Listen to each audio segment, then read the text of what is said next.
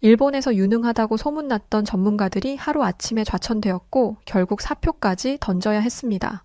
기업에서 중요하게 여기던 바이어들은 전면 거래를 중단하겠다고 통보했고 일본 기업의 회장은 기업 행사에서 정말 충격적인 발언을 쏟아내면서 일본 열도를 숙연하게 만들어 버렸습니다.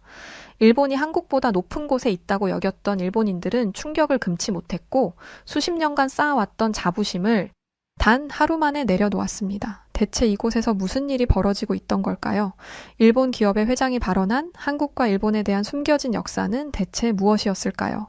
모두를 경악해 했던 그날의 이야기 지금 바로 시작하겠습니다. 저는 나카무라 타카야, 올해 35살로 일본의 한 기업에서 세일즈맨으로 일하고 있습니다. 제가 이 회사에 취업한 지는 벌써 무려 10년이 되었고 그동안 꽤나 많은 성과를 올리며 나름 어느 정도 인정받아 왔어요. 솔직히 말씀드릴까요? 오만해서 하는 말이 아니라 저는 제 자신이 꽤 뛰어나다고 생각합니다. 동기들 사이에서도 성과는 항상 가장 뛰어난 편이고 상사들에게도 신뢰받는 직원이니까요. 사실 저는 그런 제가 제일 낫다고 생각하기까지 하지는 않지만 다른 사람들보다 뒤처진다고 느껴본 적은 단 한 번도 없었습니다. 하지만 한국 때문에 제 자존심, 아니 우리 일본의 자존심이 박살나고 말았습니다. 제가 속한 회사는 전자제품을 제조하고 판매하는 글로벌 기업인데요. 그 중에서도 보조 배터리가 제일 핵심적인 품목입니다. 일본의 보조 배터리 수출 규모는 무려 연간 5억 달러가 넘어가요. 굳이 말할 것도 없이 일본 제품이 세계적으로도 품질이 뛰어나다는 사실은 누구나 알만하죠. 그래서 그런지 저는 자연스럽게 일본의 기술과 제품에 대한 자부심이 강한 채로 살아왔어요. 비교할 필요는 없겠지만 굳이 비교하자면 솔직히 한국이나 중국 같은 나라들이 아무리 열심히 쫓아오려고 해도 일본의 발밑에도 못 따라온다고 생각하긴 했죠. 특히 한국은 일본이 이룩한 성과를 흉내내는 수준이라고 생각했어요. 그런 이야기도 들었었거든요.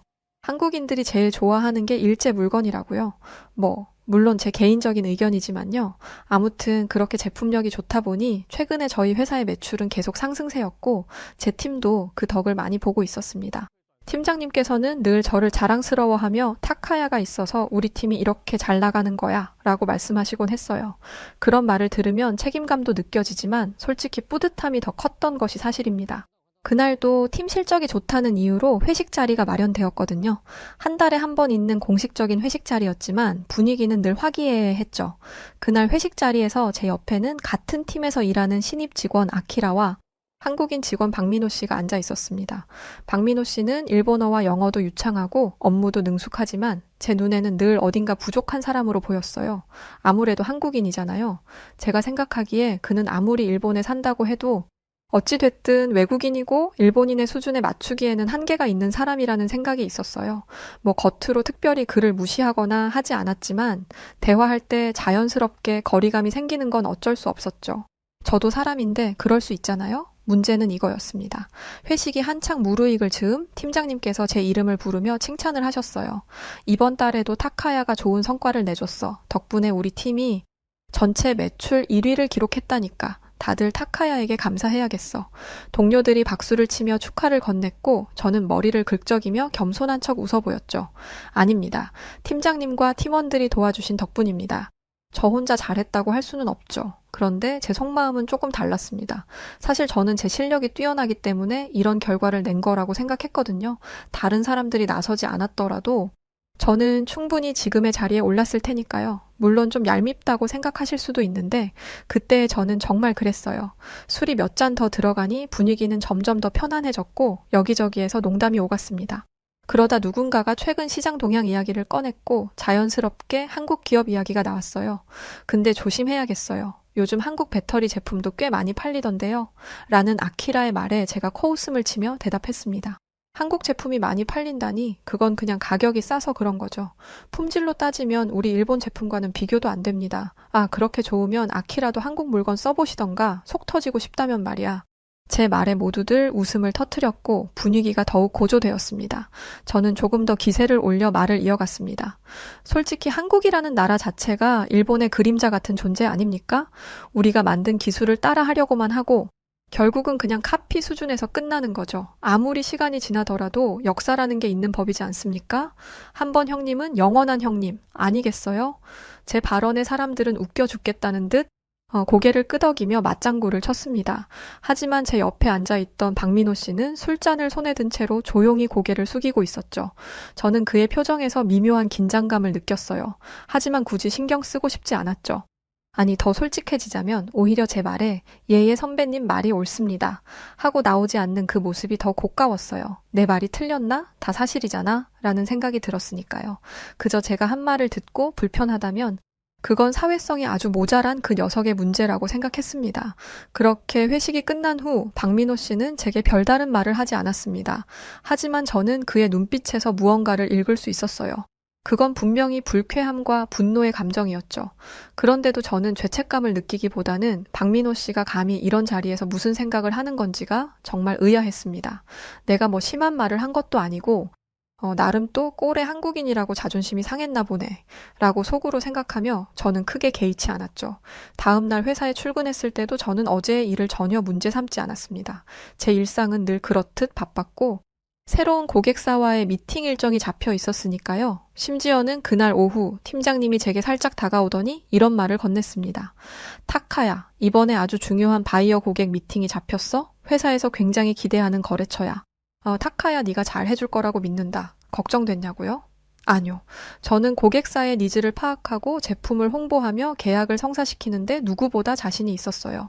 이번에도 분명 좋은 결과를 낼 거라고 확신했기 때문에 오히려 좋은 기회가 되겠다는 생각이 들었죠. 아싸! 하고 소리쳤어요. 하지만 그때는 전혀 예상하지 못했습니다. 이 미팅이 저의 인생에 큰 변화를 가져오게 될 줄은요. 바이어 고객과의 미팅은 회사에서도 특별히 신경 쓰는 중요한 자리였습니다. 고객사는 업계 내에서 손꼽히는 큰 기업 중 하나였죠. 그들과의 계약은 회사 매출에 큰 영향을 미칠 수 있는 기회였습니다. 그래서인지 팀장님은 저에게 이 미팅을 맡기며 몇 번이고 특별히 신신당부를 하셨어요. 타카야, 이번 계약은 반드시 따내야 해. 회사에서도 너를 믿고 맡긴 거니까 네 실력을 보여줘. 저는 팀장님의 말씀에 여유롭게 대답했죠. 네, 팀장님, 제가 누구입니까? 기대하셔도 좋습니다. 진심이었어요. 그동안 쌓아온 실적이 말해주듯 이번 미팅도 문제없이 성공적으로 마무리될 거라 믿었습니다. 미팅 당일, 저는 최고의 컨디션으로 회의실에 들어섰습니다. 바이어 고객은 약속된 시간보다 먼저 도착해 있었고 그는 단정한 정장 차림에 세련된 분위기를 풍기는 사람이었어요. 책을 많이 읽은 티가 나는 멋진 어휘 실력에 중후한 목소리까지. 저는 보자마자 꼭 이 사람을 나의 바이어로 모셔야겠다는 생각이 들었죠. 처음 뵙겠습니다. 저는 나카무라 타카야입니다. 오늘 미팅을 맡게 되어 영광입니다. 제가 고개를 숙이며 인사하자 바이어 고객은 미소를 지으며 악수를 건넸습니다. HW입니다. 만나 뵙게 되어 반갑습니다. HW? 미국에서 오래 공부를 하셨나? 가끔 외국에서 오래 살다 오신 분들은 그렇게 외국식으로 이름을 소개하셨기 때문에 저는 대수롭지 않게 생각했습니다. 미팅은 예정대로 진행되었습니다. 저는 회사 배터리 제품의 우수성을 강조하며 고객의 관심을 끌기 위해 최선을 다했어요. 그런데 HWC가 경쟁사 제품에 대해 질문을 하기 시작하면서 조금 미묘해지기 시작했습니다. 경쟁사 중 하나가 한국 기업인데 한국 배터리 제품은 가격 경쟁력이 상당히 뛰어나 보입니다. 혹시 품질 면에서는 어떻다고 생각하시나요? 그의 질문은 단순히 의견을 묻는 듯 보였지만 저는 한국 기업 이야기가 나오자마자 기분이 조금 상했습니다. 제 머릿속에는 늘 일본 제품이 최고라는 생각이 자리 잡고 있었고 경쟁사의 이야기를 듣는 것 자체가 달갑지 않았거든요. 내가 열심히 내 제품을 설명하는데 굳이 왜 다른 회사 제품을 들먹이는지 이해할 수 없었습니다. 너네 거보다 저기가 더 좋아 보이는데? 이러는 것 같잖아요. 하지만 저는 애써 기분 상한 투를 감추며 대답했습니다. 얼마 전 회식 자리에서 했던 것처럼 제 의견을 자신 있게 내세웠죠.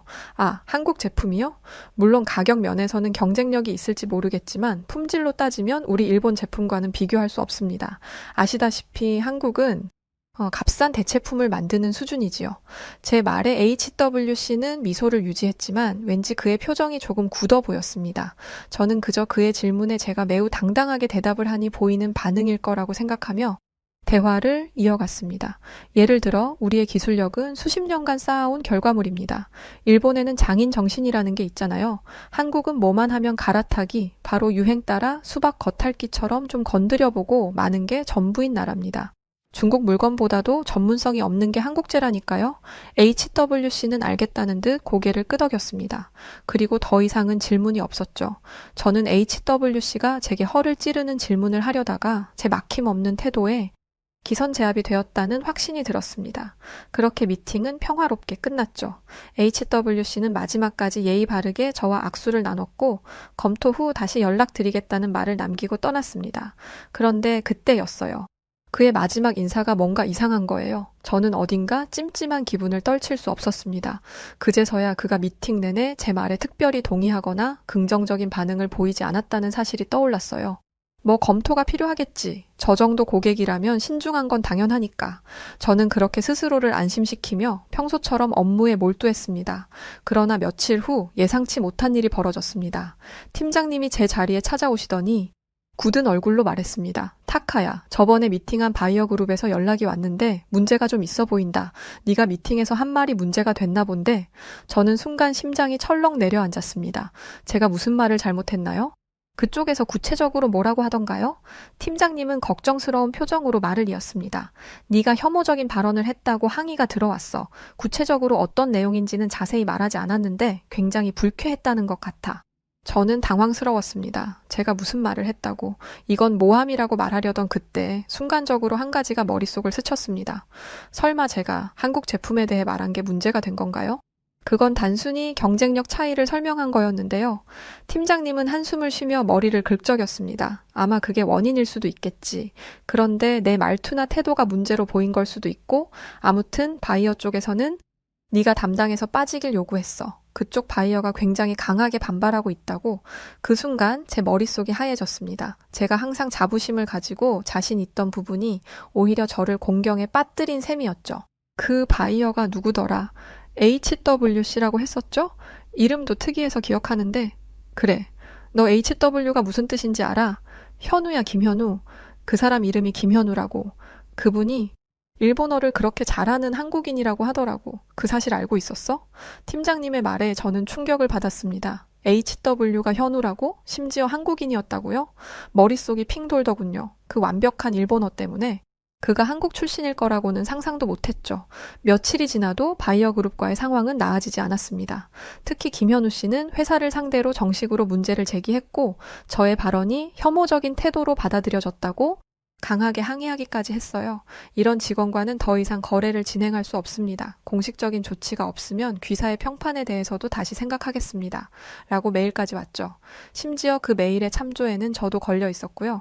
그의 말은 회사에 큰 충격을 주었고 저는 점점 더 궁지에 몰리게 되었습니다. 이 계약 문제가 불거진 이후 저는 하루하루가 고통스러워지기 시작했습니다. 팀장님은 물론 회사의 고위층에서도 저를 압박하기 시작했죠. 바이어 그룹과의 계약은 단순히 금전적인 문제를 넘어 회사의 평판에도 직결된 사안이었으니까요. 저를 불러 호도에게 꾸짖던 임원들은 한결같이 말했습니다. 바이어 그룹과의 문제를 해결하지 못하면 너뿐만 아니라 우리 회사 전체가 큰 타격을 입는다. 어떻게든 해결해. 저는 임원분들의 기대를 저버릴 수 없었습니다. 제 실수로 회사에 문제가 생긴다는 사실을 받아들이기 어려웠죠. 저는 에이스였다고요. 결국 저는 고민 끝에 김현우 씨를 직접 찾아가 사과하기로 마음먹었습니다. 김현우 씨의 사무실을 방문하던 날, 저는 손에 땀이 날 정도로 긴장을 해야 했습니다. 솔직히 말씀드리자면 제가 그에게 사과를 해야 한다는 사실조차 자존심 상하는 일이었거든요. 하지만 회사에서 받은 압박은 제 자존심을 내려놓게 만들었어요. 사무실 문을 두드리고 들어서자 김현우 씨가 차분한 목소리로 저를 맞이했습니다. 놀랄 줄 알았는데 그런 기색조차 없이 차분하더군요. 안녕하세요. 무슨 일이신지요? 저는 그의 침착한 태도가 오히려 더 불안하게 느껴졌습니다. 제 잘못을 떠올리며 입을 열어야 한다는 사실이 무겁게 다가왔죠. 김현우님, 정말 죄송합니다. 저는 머리를 깊이 숙이며 말을 이어갔습니다. 제가 미팅 자리에서 했던 발언은 잘못되었습니다. 당시에는 경솔했고 충분히 생각하지 못했습니다. 부디 제 사과를 받아주십시오. 김현우 씨는 아무런 말도 하지 않은 채 저를 바라보았습니다. 그의 침묵이 더 긴장감을 불러일으켰습니다. 저는 그가 용서해주지 않을까 두려웠고 회사로 돌아가야 한다는 생각에 점점 더 초조해졌습니다. 결국 저는 압박감에 못 이겨 그 자리에서 무릎을 꿇고 말았습니다. 정말 죄송합니다. 제 발언은 순간적인 실수였습니다. 부디 저를 용서해 주십시오. 계약만 재개해 주신다면 어떤 대가라도 치르겠습니다. 저는 목소리가 떨려왔고 눈가에 눈물이 맺혔습니다. 회사의 기대, 동료들의 신뢰, 저의 위치가 모두 떠오르며 그 순간이 얼마나 중요한지 실감했기 때문이었죠. 하지만 제가 이렇게까지 했는데도 김현우 씨는 여전히 침묵하고 있었습니다. 시간이 멈춘 것처럼 느껴지는 긴 정적 속에서 저는 바닥에 고개를 떨군 채 기다렸습니다. 그리고 마침내 그가 입을 열었어요. 타카야 씨, 제가 그날 제일 실망한 부분이 뭔지 아십니까? 저는 그의 말에 곧바로 고개를 숙이며 답했습니다. 네. 제가 너무 말을 함부로 해서 실망하셨지 않습니까? 정말 죄송합니다. 그러자 김현우 씨는 고개를 젓더니 말했습니다. 아니요, 포인트를 잘못 짚고 있어요. 타카야 씨. 저는 타카야 씨가 실력이 없어서 더욱 계약을 하지 않으려고 하는 거예요. 저는 충격에 빠져 그를 바라보았습니다. 실력이 없다고? 내가 뭘 어쨌길래? 그는 이어서 믿을 수 없는 말을 해왔습니다.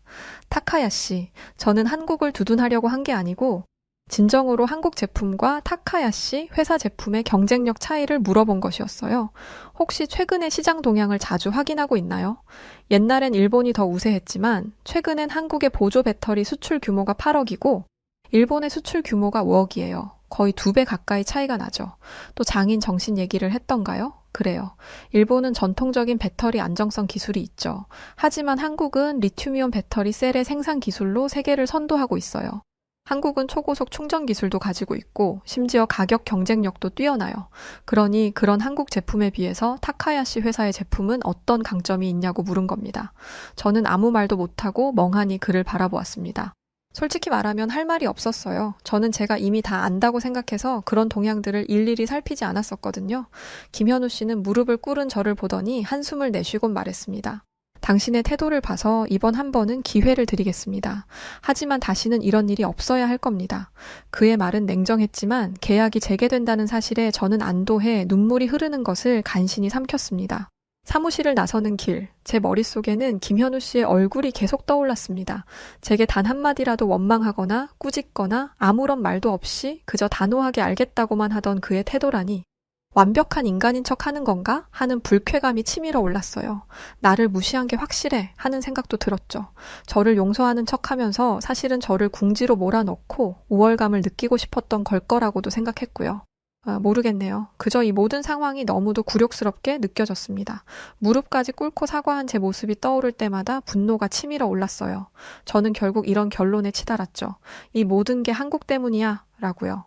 만약 한국이라는 나라가 갑자기 그렇게 시장에서 변화하고 그러지만 않았다면 이런 일이 생기지도 않았을 거잖아요.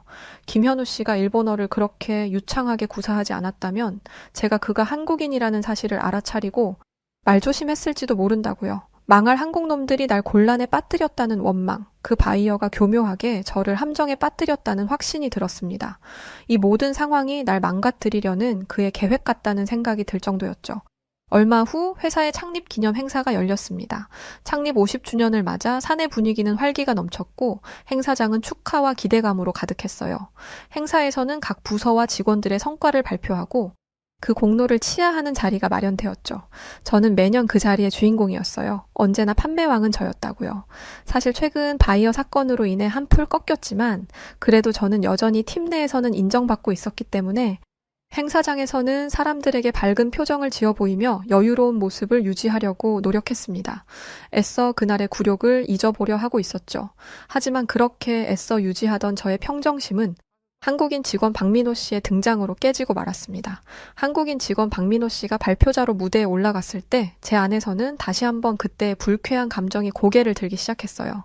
비록 저번에 그 사람은 바이어니까 어쩔 수 없었다고 쳐도 저 나부랭이 같은 박민호는 내가 혼쭐 내줄 수 있지 하는 생각이 들었죠. 그때부터 저는 속으로 이미 그를 깎아내릴 준비를 하고 있었습니다.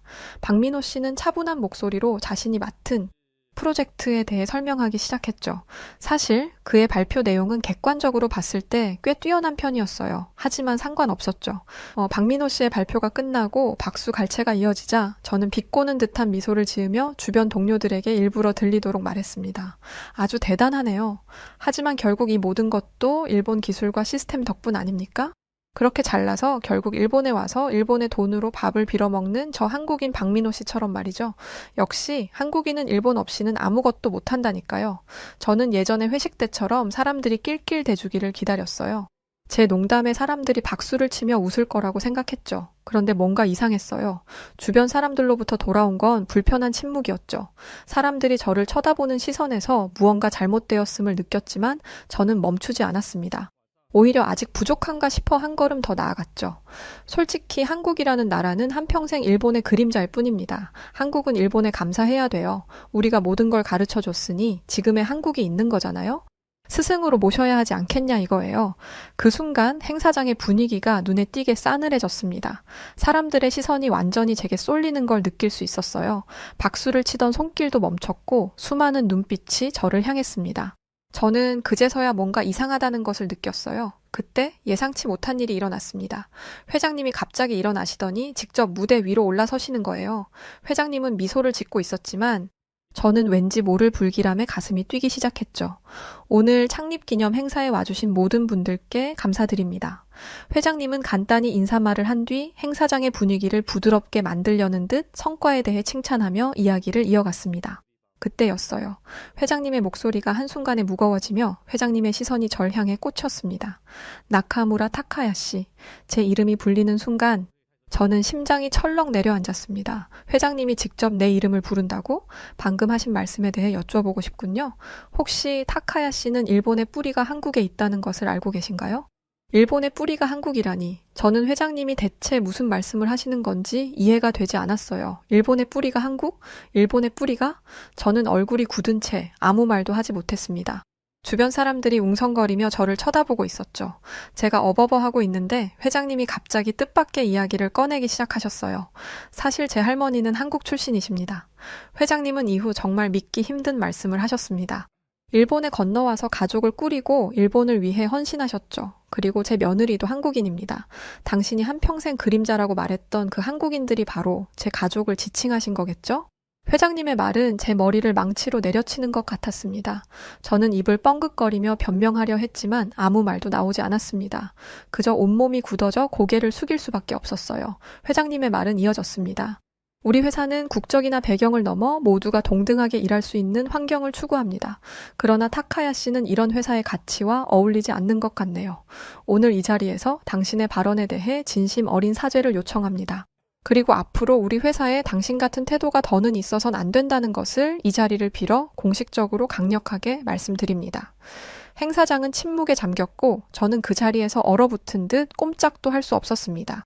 그 순간이 얼마나 길게 느껴졌는지 모릅니다. 저는 무언가를 말하려 했지만 입안이 마르고 목소리가 나오지 않았어요. 결국 저는 고개를 숙인 채 자리를 뜰 수밖에 없었죠. 행사가 끝난 뒤 제 발언은 회사 내에서 빠르게 퍼졌고 사람들은 하나같이 저를 비난했습니다. 타카야가 정말 그런 말을 했대? 그런 생각을 가진 사람이 아직도 있다니. 이런 소문들이 끊임없이 제 귀에 들려왔고 저는 점점 더 깊은 수렁으로 빠져드는 기분이 들었어요. 도무지 부끄러워 회사를 다닐 수가 없었죠. 회장의 질타 이후 제 인생은 급격히 무너져 내렸습니다. 회장님이 직접 저를 공개적으로 비난한 사건은 이미 회사 내 모든 사람들에게 알려졌고 그날 이후로 사람들은 저를 마주칠 때마다 조심스럽게 피하는 듯한 태도를 보였어요. 그럴 법도 하죠. 회장에게 찍힌 말단 세일즈맨 따위라니. 며칠 뒤 저는 공식적으로 좌천 통보를 받았습니다. 이제 중요한 프로젝트는커녕 외곽 지역의 작은 사무실로 발령이 난 것이었죠. 사실상 회사 내에서 더는 신뢰를 받지 못한다는 뜻이었습니다.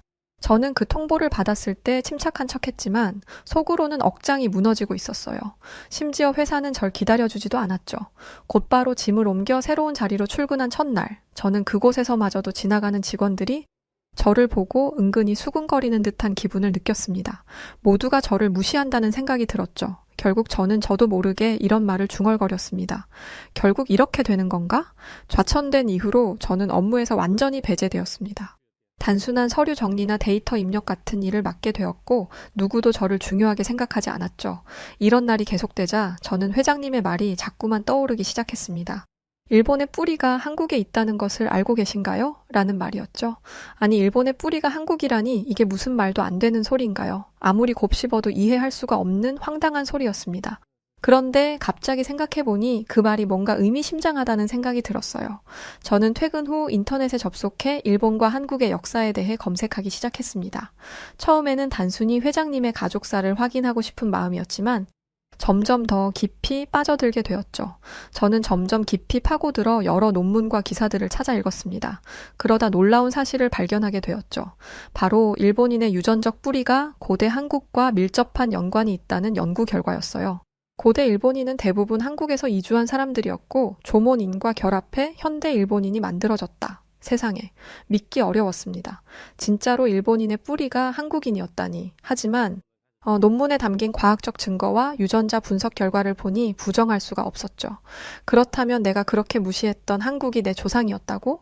저는 충격을 받았습니다. 이후 저는 인사팀을 찾아갔어요. 회사에서 저를 어떻게 생각하든 저는 적어도 박민호 씨에게 사과해야 한다고 생각했기 때문입니다. 제가 했던 발언은 명백히 잘못된 것이었고 저는 그것을 바로잡고 싶었죠. 저는 인사팀 담당자를 찾아가 말했습니다.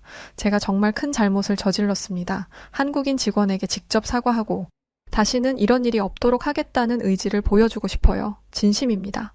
그런데 인사팀 담당자는 뜻밖의 반응을 보였습니다. 전 당연히 그가 타카야 씨 정말 감동이네요. 반성하는 자세가 보기 좋습니다. 라고 할 줄 알았는데 갑자기 그가 웃음을 터뜨리는 거예요. 너무 웃겨 죽겠다는 듯이 말이죠. 타카야 설마 네가 좌천된 이유가 오직 그 발언 때문이라고 생각했어? 저는 이게 대체 무슨 말인가 싶었습니다. 이어진 그의 말은 더욱 충격적이었죠. 아니 그건 이미 지나간 일이고 너가 좌천된 이유는 내 실적이 안 좋아서야. 회사에서는 성과 없는 사람을 두고 보지 않거든. 그래, 예전이야 넌 에이스였지? 하지만 넌 항상 똑같은 식으로 입 발린 소리만 하면서 세일즈를 하기 때문에 성장이 없어. 바이어들도 너한테 신뢰를 잃어서 다들 너랑 계약하기를 꺼려한다고. 내 말이 무슨 말인지 알겠어? 미안하지만 너는 인성뿐 아니라 실력이 부족해서 좌천된 거야. 으휴 타카야, 겨우 이런 말을 하려고 여기까지 오다니. 그는 어이가 없어 웃기다는 듯이 계속해서 웃음을 참지 못했어요. 저는 완전히 할 말을 잃고 말았죠. 그의 말이 비수가 되어 가슴에 꽂혔습니다. 저는 여지껏 제가 저지른 말 때문에 좌천된 줄 알았는데 그조차도 제가 스스로를 과대평가한 결과였던 거예요.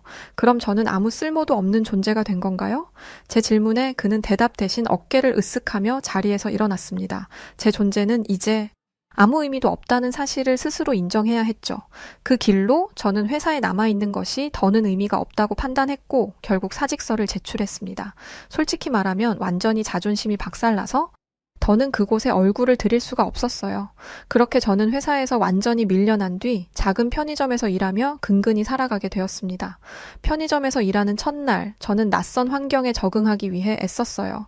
편의점 알바도 늘 무시하던 일이었는데 생각보다 정말 어렵더라고요.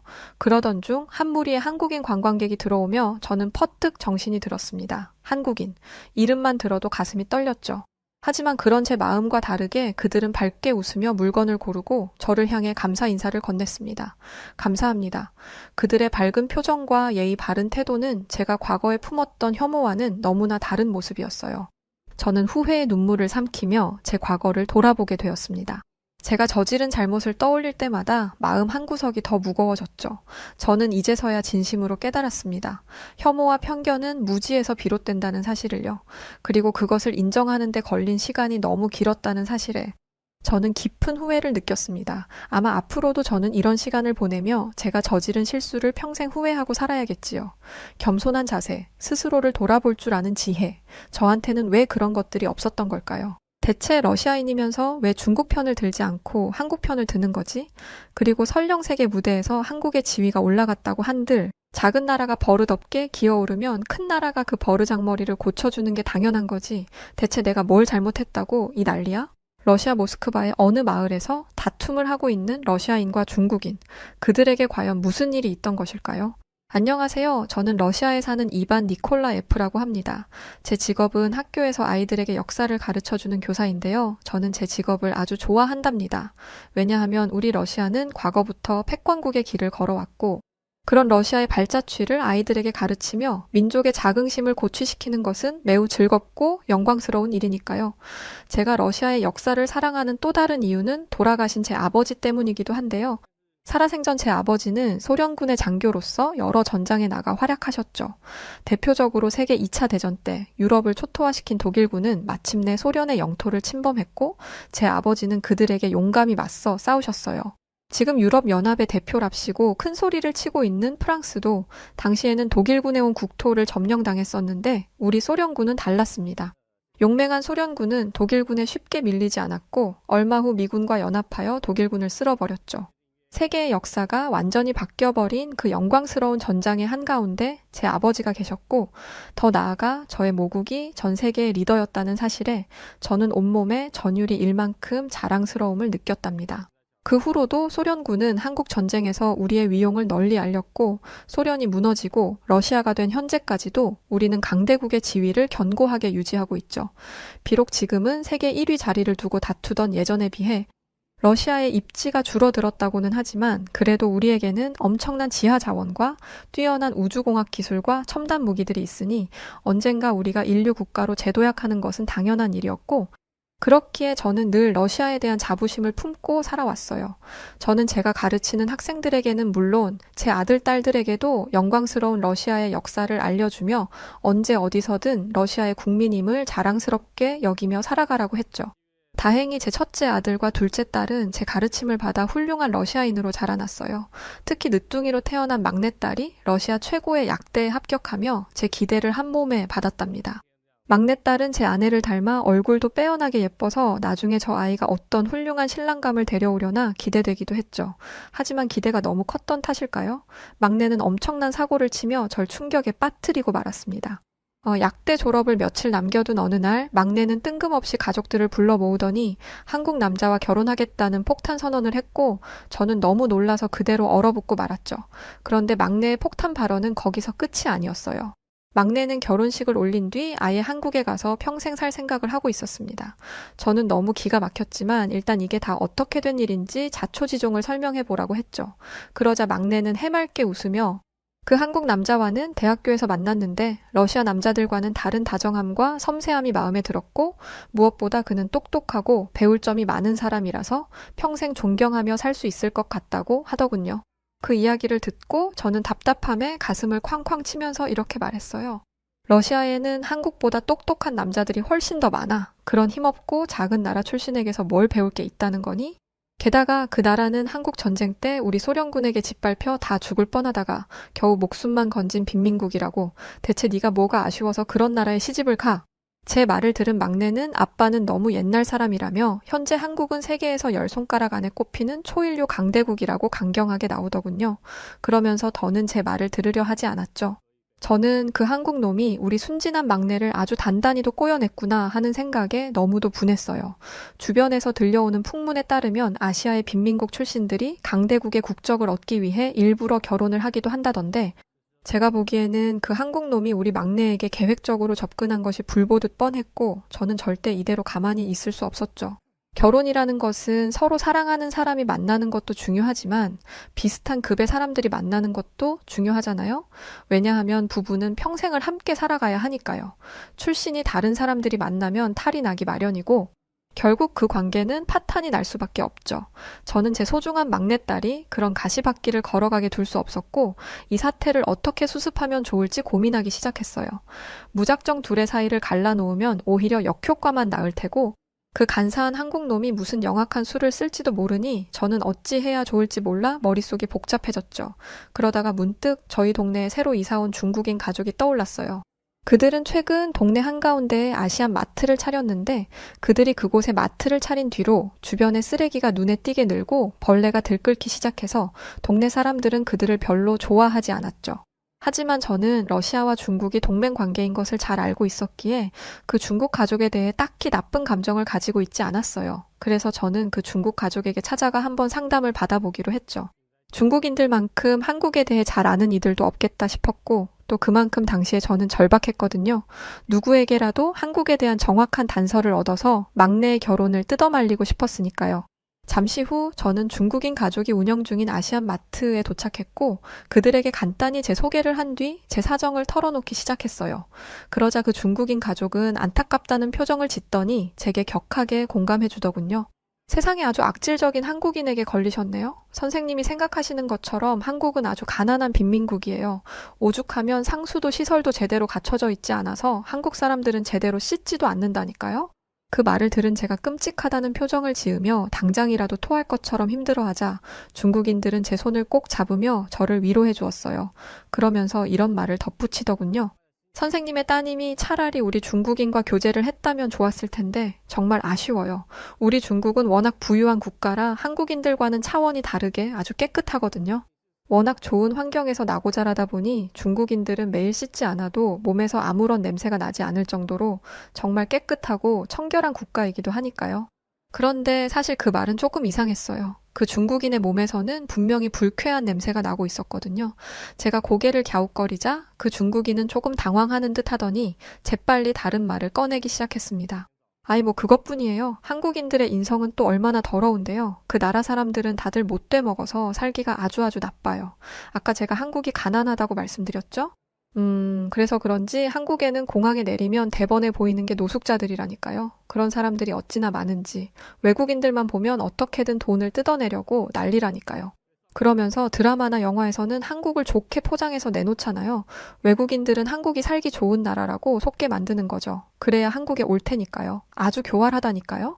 이어서 그 중국인은 한국인들이 외모지상주의에 빠져있는 괴상하고 이상한 사람들이라며 한국인 비하 발언을 계속해 나갔어요.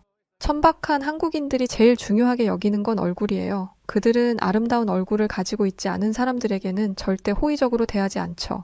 심지어 한국인들은 흰 피부에 지나치게 집착해서 자신들의 누런 피부를 마치 백인들의 피부처럼 하얗게 만든 가짜 사진이나 영상을 전 세계에 퍼뜨리고 있어요.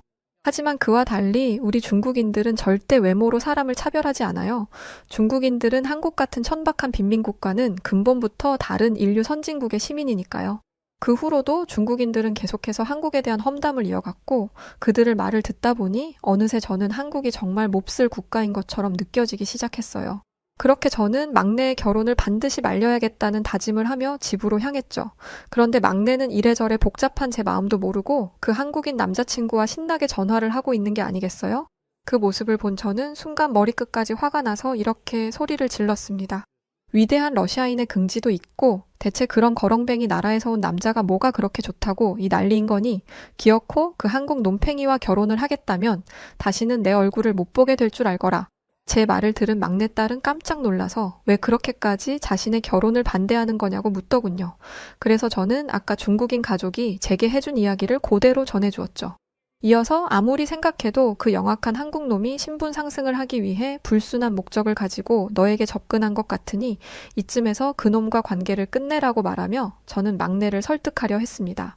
하지만 막내는 그 중국인 가족이 말도 안 되는 헛소리를 한 것이라며 제 말을 들으려 하지 않더군요. 중국인들은 원래 한국에 대한 열등감이 심해서 그런 거짓말을 잘하고 다녀요. 속으신 거예요. 실제 한국은 가난하기는커녕 중국을 초월한 강대국이 된 지 오래라고요. 그렇게 말하는 딸은 확신에 차 있었고 저는 그런 딸을 보며 얘가 한국 남자친구에게 이미 세뇌되어 버렸구나 하는 생각에 절망하게 되었죠. 그 후로 며칠 동안 저와 막내딸은 서로 말 한마디 나누지 않고 냉전 기간을 가졌어요. 물론 그러는 동안에도 제 마음은 까맣게 타들어가는 것만 같았죠. 그러던 어느 날 갑자기 막내가 저에게 비행기 티켓을 내밀었어요. 남자친구가 결제한 한국행 비행기 티켓이에요. 한국이 선진국이라고 아무리 말해도 믿지 않는다고 하니까 이걸 준비해 왔더라고요. 며칠 뒤에 출발 예정이니까 저희랑 같이 한국에 가봐요. 그리고 가서 한국이 어떤 곳인지 직접 확인해 보세요. 만약 한국을 경험한 뒤에도 지금과 생각이 달라지지 않으신다면 저도 이 결혼에 대해서 다시 생각해 볼게요. 그 말을 들은 저는 한국 놈들이 영악하고 장꾀를 잘 쓴다더니 진짜구나 라는 생각이 들었어요. 자기가 이렇게 나오면 제가 못 이기는 척 결혼을 허락할 줄 알고 이런 짓을 꾸민 것 같은데 그건 천만의 말씀이었습니다. 저는 오냐 잘됐다 하고 한국에 가겠다고 했어요. 당시에 저는 한국이 우리 러시아와 급이 맞지 않는 빈곤하기만 한 국가라고 확신하고 있었고 직접 빈민국 한국의 참혹한 현실을 확인하게 된다면 막내도 더 이상 이 결혼을 고집할 수 없을 것이라 생각했으니까요. 그렇게 며칠 뒤 저는 한국행 비행기에 몸을 싣게 되었답니다. 마음 한켠에는 어떻게 하면 막내딸을 최대한 빨리 파혼시킬 수 있을까 고민하면서 말이죠. 물론 자식 이기는 부모 없다고 막내가 이렇게 좋다고 하는데 저도 그냥 못 이기는 척 이 결혼을 받아들일까 하는 생각을 안 해본 것은 아닙니다. 하지만 결혼이라는 게 어디 그렇게 간단한 것이던가요? 비슷한 수준의 사람들끼리 만나도 헤어지는 일이 다반사인데 하물며 러시아인과 한국인의 만남이라니요? 우리 러시아는 한때나마 세계를 호령해본 나라지만 한국은 전 세계 서열의 맨 끝에서 빌빌거리기나 하던 나라 아닌가요? 이건 한쪽이 기울어도 너무 기우는 혼사였죠. 세상 어느 부모가 이런 결혼을 허락할 수 있겠습니까? 차라리 막내를 평생 시집을 안 보내고 말지. 이런 결혼을 절대 시킬 수 없었어요. 그런 생각을 하고 있을 때쯤 비행기가 곧 착륙한다는 안내 방송이 나오더군요. 내릴 준비를 하며 무심코 창밖을 내려다보는데 한적한 시골 풍경이 보일 것이란 제 예상과 달리 상당히 발달된 도시가 불빛을 내뿜고 있었어요. 막내에게 듣기로는 인천은 한국의 수도인 서울에서 꽤나 떨어진 곳이라고 했는데 이 정도로 발전된 모습이라니 인천 공항에 도착하면 낙후된 시설과 러시아보다 작은 규모를 보며 한껏 비웃어 주려고 했는데 처음부터 제 계획이 어긋나 버리자 저는 당황하기 시작했죠. 이어서 저는 인천공항에 도착했고 충격은 계속되었어요. 사실 러시아에는 수도인 모스크바에 공항이 3개나 있어서 저는 이미 공항의 숫자로 한국을 이겼다고 생각했거든요. 그런데 막상 인천공항을 마주하고 나니 중요한 것은 공항을 몇 개 가지고 있느냐가 아니고 어떤 퀄리티의 공항을 가지고 있느냐라는 것을 알게 되더군요. 왜냐하면 인천공항은 모스크바 공항들과 비교할 수 없을 정도로 첨단 시설을 자랑하고 있었거든요. 솔직히 모스크바 공항은 불친절한 직원들과 과장을 조금 보태서 하루 종일 걸리는 느린 일 처리 속도 때문에 평가가 좋지 않아요. 그런데 인천공항은 모든 직원들이 유창하게 영어를 구사하고 있음은 물론 첨단 디지털 장비를 이용하여 막힘없이 입국 수속을 처리하고 있었어요. 게다가 캐리어를 찾을 때도 모든 과정이 신속하고 정확하게 이루어지더군요. 한국에 오기 전에 중국인 가족이 한국은 빈곤국이라서 공항에서 도난 사고가 많이 일어난다고 했었는데 그런 걱정은 애초에 할 필요가 없는 것이었어요. 왜냐하면 한국 사람들은 모두 서로서로 적당한 거리를 두고 질서 정연하게 줄을 서서 기다렸고 자신의 짐을 찾으면 지체 없이 자리를 떠났거든요. 그들은 남의 물건에 일체 관심을 보이지 않았어요. 모스크바 공항에서는 혹시라도 물건을 도난당할까봐 캐리어에 자물쇠까지 달아놓는 일이 빈번하거든요. 그런데 대체 뭐가 어떻게 된 것인지 한국 공항에서는 모두가 편안한 얼굴로 서로를 경계하지 않고 다니더라고요. 오히려 겁먹은 얼굴로 제 가방을 감싸 안고 다니는 제가 바보 같아 보일 지경이었죠. 상황이 이렇게 되자 저는 한국의 실체에 대해 궁금해지기 시작했어요. 믿기지는 않지만 막내딸이 말한 대로 내가 모르는 사이에 한국이 정말 선진국이 된 것인지 아니면 중국인 가족들이 경고했던 대로 영악한 한국인들이 그럴싸하게 연기를 하고 있는 것인지 아직은 알 수 없었죠. 그렇게 알쏭달쏭한 마음으로 저는 막내의 남자친구가 장만해두었다는 서울의 아파트로 가게 되었어요. 그곳은 앞으로 막내가 결혼을 하면 신혼집으로 쓸 곳이었는데 사실 저는 그것도 마음에 들지 않았답니다. 번듯한 주택도 아니고 고작 아파트에서 신혼을 시작할 우리 딸이 너무 가여웠거든요. 아파트라는 게 뭡니까? 돈 없는 서민들이 다닥다닥 모여 사는 허름한 주거 공간이지 않습니까? 내 소중한 딸을 데려다가 그런 곳에서 고생을 시킬 생각을 하다니 정말 생각할수록 저는 저 한국놈이 괘씸했어요. 그런데 잠시 후 도착한 한국의 아파트에서 저는 기절할 만큼 놀라게 되었답니다. 그곳은 한국에서 주상복합이라고 부른다는 고층 아파트였는데 외관이 마치 호텔처럼 고급스럽더군요. 제가 생각했던 아파트는 당장이라도 쓰러질 것 같은 낡고 허름한 건물이었는데 한국의 아파트는 그런 것이 아니었어요. 베이지 색감의 대리석 외벽은 아파트에서 품격을 느끼게 했고 아파트 주변에 잘 만들어진 산책로와 공원은 이곳에서의 삶이 얼마나 평화롭고 아름다울지를 상상하게 만들었죠. 이어서 아파트 내부로 들어가자 더 아름답고 훌륭한 인테리어를 볼 수 있었는데 우선 현관을 따라 나 있는 작은 복도에 미색의 핀 조명들이 설치되어 있어서 이곳이 마치 갤러리 같다는 느낌을 주더군요. 이런 세련된 느낌의 인테리어는 러시아의 가정집에서 한 번도 본 적 없는 스타일이라서 저는 속으로 감탄을 내뱉었답니다. 저는 애써 침착함을 유지하며 이번에는 화장실로 들어가 봤어요. 러시아에서 만났던 중국 가족이 한국은 상수도 시설이 잘 되어 있지 않아서 생수를 사다가 샤워를 한다고 했던 게 생각나서 말이죠. 두근거리는 마음으로 수도꼭지를 돌려본 순간 이게 웬걸 깨끗한 물이 콸콸 쏟아져 나오더군요. 역시나 이번에도 중국인이 제게 거짓말을 했던 것이었어요. 저는 괘씸한 중국인들에게 분노하면서도 계속해서 한국 아파트에 감탄할 수밖에 없었는데 제가 제일 마음에 들었던 것은 바로 한국의 보일러였답니다. 제가 한국에 방문했던 때는 1월 초로 날씨가 한창 추웠었는데 신기하게도 아파트 내부에 들어서는 순간 추위가 싹 가시더라고요. 처음에 저는 히터가 세게 틀어져 있나 했어요. 그런데 히터가 틀어져 있다기에는 공기가 건조하지 않더라고요. 알고 보니 한국에서는 겨울에 보일러라는 것을 이용해 실내를 따뜻하게 만든다고 하는데 이 보일러는 실내 공기는 건조하게 만들지 않으면서 기분 좋은 훈훈함을 느끼게 하는 신기한 물건이었어요. 보일러에 완전히 반해버린 저는 당장 러시아에 있는 우리 집에도 이 보일러를 설치하자고 했죠. 그러자 막내는 이제야 한국의 훌륭함이 제대로 보이시냐며 저를 놀리더군요. 괜스레 부끄러워진 저는 애써 아무렇지 않은 척하며 보일러가 좋다는 거지 한국이 좋다는 게 아니다 하고 큰 소리를 쳤어요. 하지만 막내는 제 마음을 다 안다는 듯 조용히 미소를 지을 뿐이었습니다. 솔직히 한국 아파트가 너무 좋아서 인정을 하지 않을 수가 없더라고요. 창문을 닫는 순간 외부의 소음이 차단되는 신기한 샷이 하며 빌트인으로 나왔다는 최신식 식기세척기와 냉장고, 오븐, 인덕션까지 이곳은 사람이라면 누구나 한 번쯤 살고 싶을 만한 꿈의 공간 그 자체였어요. 자존심을 다 내려놓고 말하자면 제 막내딸이 이렇게 좋은 곳에서 신혼을 시작할 수 있어서 너무 잘 됐다는 생각이 들 정도였죠. 하지만 어째서인지 그 말이 입 밖으로 나오지는 않더군요. 마음속에서는 이미 한국을 인정하기 시작했으면서도 말이에요. 그렇게 제가 우물쭈물하고 있을 때 마침 저녁을 먹을 시간이 되었고 저는 막내딸 커플과 함께 근처에 있는 삼계탕집에 가게 되었어요. 삼계탕은 몸보신을 위해 먹는 한국의 전통 음식 중 하나로 제 예비 사위가 특별히 저를 위해 고른 메뉴였죠. 저는 그 마음 씀씀이가 예뻐서 삼계탕을 맛있게 먹으리라 다짐했어요. 사실 저는 삼계탕을 생전 처음 먹어보는 것이었고 그게 제 입맛에 맞을지 안 맞을지도 몰랐지만 그래도 이렇게라도 한국을 무시하고 업신여겼던 저의 행동을 사과하고 싶었거든요. 그런데 그런 저의 다짐은 다 쓸모없는 것이었습니다. 왜냐하면 삼계탕은 진짜 맛있었거든요. 뜨끈하고 구수한 국물은 말할 것도 없고 입에 넣는 순간 사르르 녹아버리는 닭고기의 맛도 정말 일품이었어요. 삼계탕을 먹고 있자니 절로 보드카가 마시고 싶어졌는데 제 마음을 읽은 것인지 예비 사위가 인삼주를 주문하더군요. 인삼주는 보드카처럼 화끈하면서도 목 넘김이 부드럽고 향기로운 맛이 인상적이었어요.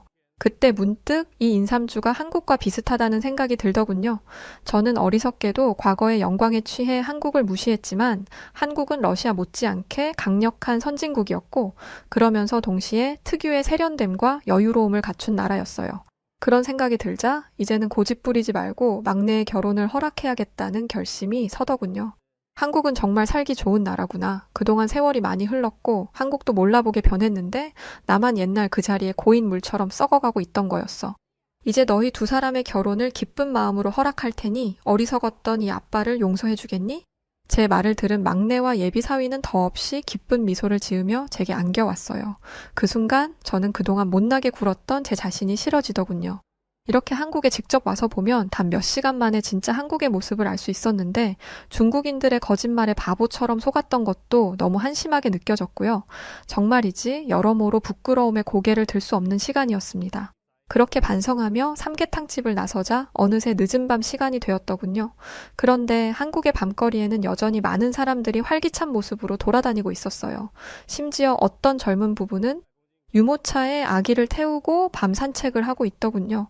러시아에는 마피아들이 활개를 치고 있어서 늦은 시간에 돌아다니는 것을 상상조차 할 수 없는데 말이죠. 하지만 한국 사람들에게는 오히려 그런 범죄가 상상조차 할 수 없는 일이었어요. 경찰들이 순찰을 자주 돌거나 CCTV가 거리에 많이 설치되어 있는 것만으로 이렇게 평화로운 밤거리가 만들어지는 것은 아니겠죠? 저는 한국의 치안이 좋은 이유가 한국인들의 훌륭한 시민의식과 인성 덕분이라고 생각해요. 기본적인 사회의 질서를 지키려는 의지, 남을 해치지 않으려는 마음, 타인에 대한 따뜻한 관심과 배려, 이 모든 것들이 합쳐져서 안전한 한국을 만든 것이겠죠. 그 사실을 왜 저는 이제야 알게 된 것인지 더 빨리 알았더라면 이미 제 막내딸은 훌륭한 한국 남편과 결혼하여 안전한 한국에서 살고 있을 텐데 하는 아쉬움이 들었답니다.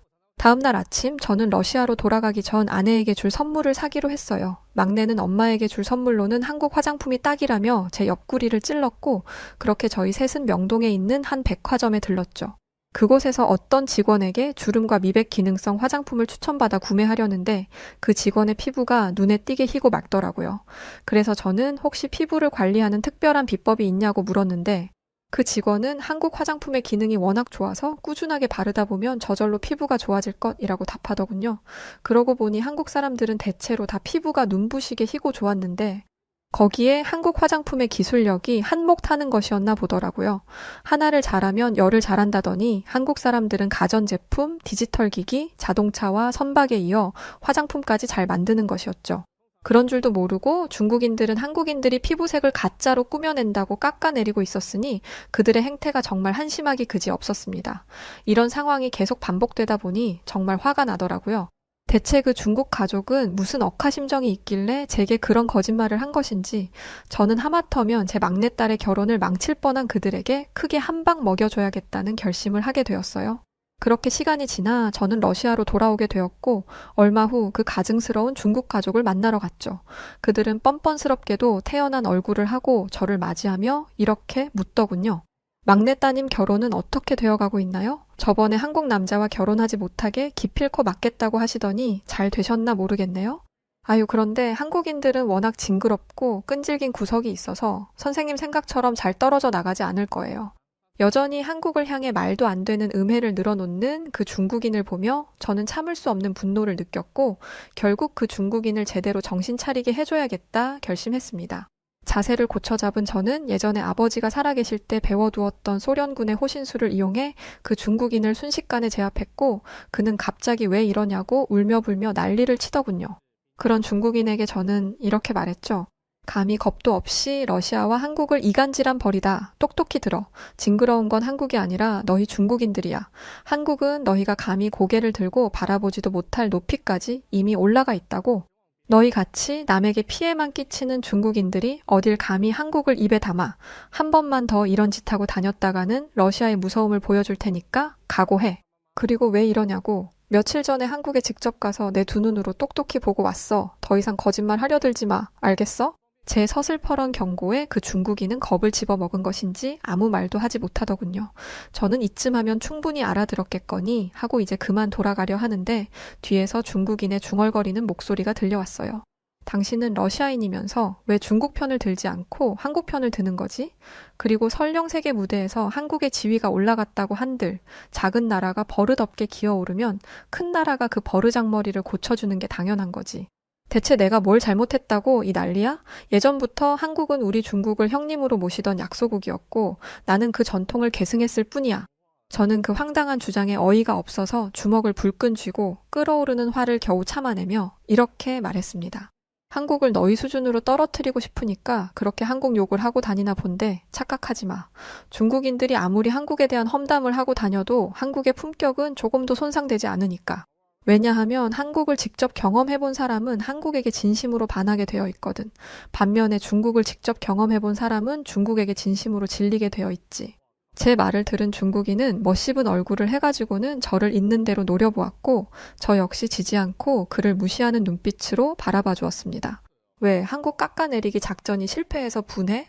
제가 이렇게 조롱하자 그 중국인은 한국 사위가 생기니까 중국을 배신하고 이제 한국 편을 드는 거냐며 러시아는 중국과 영원히 한 배를 타야지 라고 억지를 쓰며 혼잣말을 하기 시작했습니다. 이쯤 되자 중국인들의 머릿속에는 대체 무슨 생각이 들어있는 것인지 궁금해지더군요. 한국의 지독한 열등감을 느끼면서도 절대 그것을 인정하지 않고 다른 국가들이 한국과 가까워지는 것을 저리도 악독하게 회방놓는 저 심보가 대체 뭘까요? 창피한 줄 알고 제발 중국인들이 정신 차리기를 바라는 마음입니다. 물론 바로 얼마 전까지만 해도 저 역시 저들과 같은 모습이었다는 것에 저는 깊은 후회와 반성을 하고 있습니다. 다행히 이제는 한국인 국적의 좋은 사위를 만나 달라졌고 앞으로 절대 그런 부끄러운 모습을 보이지 않겠다고 굳게 다짐했답니다. 요즘 저는 막내딸의 결혼식을 기다리며 하루하루 즐거운 시간을 보내고 있어요. 늦둥이 막내가 결혼을 한 뒤 한국으로 떠나고 나면 한동안 적적하겠지만 그래도 기쁜 마음으로 보내주려고 합니다. 훌륭한 인성을 가진 한국 남편이 언제나 딸아이의 곁을 지켜줄 것이고 무엇보다 우리 딸이 지낼 곳이 세상 그 어느 나라보다 안전하고 선진적인 국가인 한국이니까요. 그리고 딸아이를 만난다는 핑계로 종종 한국에 가볼 수 있다는 것도 요즘 저의 기쁨 중 하나랍니다. 한국의 따뜻한 보일러방에서 지내다가 추운 러시아로 돌아오니 정말 못 견디겠어서 말이지요. 바닥에 등을 대고 누우면 온몸이 사르르 녹아내리는 것만 같았던 그 느낌을 얼른 다시 느껴보고 싶네요. 아, 그리고 예비 사위에게 들어보니 한국에는 찜질방이라는 곳도 있다죠? 거기도 그렇게 따뜻하고 좋다던데 다음에 한국에 가면 찜질방에서 뜨끈하게 등도 지지고 맥반석 계란도 먹어보려고 합니다. 상상만 해도 행복하네요. 그럼 한국에서 보낼 천국 같은 그날들을 기다리며 제 글은 이만 마치도록 하겠습니다. 한국 여러분, 다음에 혹시라도 러시아 아저씨를 마주치면 꼭 인사 나눠요. 프리벳. 네, 오늘 사연은 여기까지입니다. 이런 비슷한 사연들을 많이 들어본 것 같아요. 하기야 뭐 워낙에 한국에 처음 오신 분들의 느끼는 감정들이 비슷할 테니까요. 여하튼 따님의 결혼식 축하드립니다. 오늘 사연 어떻게 들으셨나요? 사연이 재밌으셨다면 구독, 좋아요, 알림 설정 부탁드리고요. 지금까지 사연을 읽어드렸던 여우튜브 송은지였습니다. 더 좋은 영상으로 찾아뵐게요. 끝까지 시청해주신 모든 분들 고맙습니다. 그리고 항상 응원해주시는 구독자분들 모두 사랑합니다. 진심으로 감사합니다. 당신만의 여